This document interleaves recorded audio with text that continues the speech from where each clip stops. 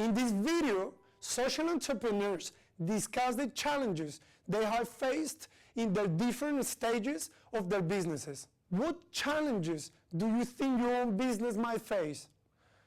What are the potential solutions?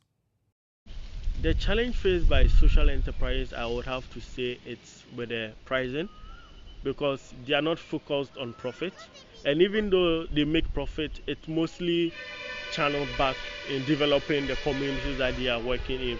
But we know that for a normal enterprise, profit-making enterprise, they are looking at the price level where they can make optimum profit and then increase shareholder value.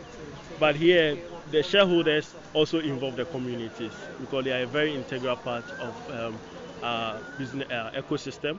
So the main challenge, I think, is the profit, because we don't want to make more profit, and we also want to provide the best price for our community. So the first challenge that you actually face is that, is this the right time? Should we shut down?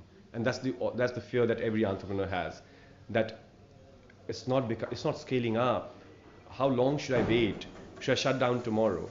And the only way to overcome that is believe in yourself, believe in the model. Nothing is going to show result tomorrow.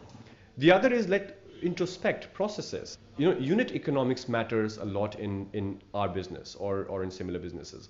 Look at what are those points where you actually spend a lot of your money and where can you optimize. So for example, 3.5 people actually worked on managing our order system, our order panel, and we said no, we only need 1.5 people to do that, and 2 people should ideally do marketing. So in a startup, when you are anyway, there's crunch, there's resource crunch. How do you optimize people and their performance? And we cannot have specialization. We cannot have specialized people for everything. For social media, a separate person. For packaging, a separate person. But that does not mean that you compromise on quality. With keeping your quality intact, how do you bootstrap is also very, very key. And sometimes some enterprises lose focus when they get early on funding. So the moment you get a lot of money, then because it's somebody else's money, then you just spend. And that's where many enterprises and many social enterprises also collapse. Because it's not about how much money do you have, it's about optimization, it's about building efficiency in the story. The challenge for any business that's grown is how do you ensure you've got the right infrastructure? How do you maintain staff morale?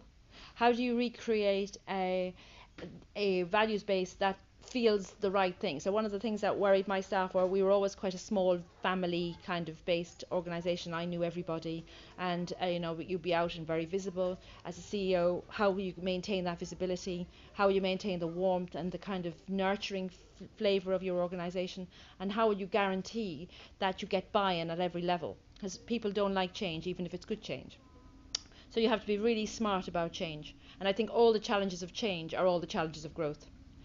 That said, you are also working in a very uncertain economic environment. I know our chancellor tells us things are better, but I can't see that. And so you're picking to build a business in areas where there already are challenges. You're choosing not to go into a high end. You're choosing to go into where it's poverty. You're choosing to employ people, some who are not been employed before.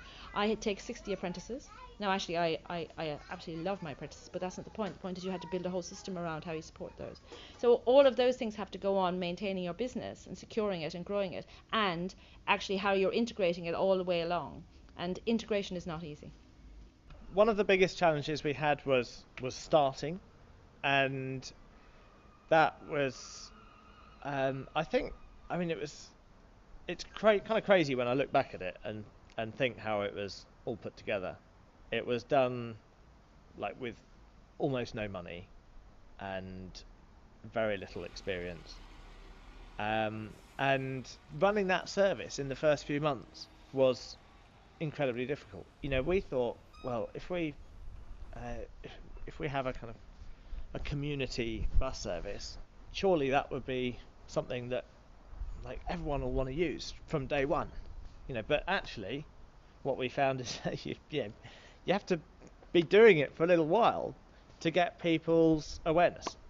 And essentially, what happened at the beginning is we started running out of money pretty quickly.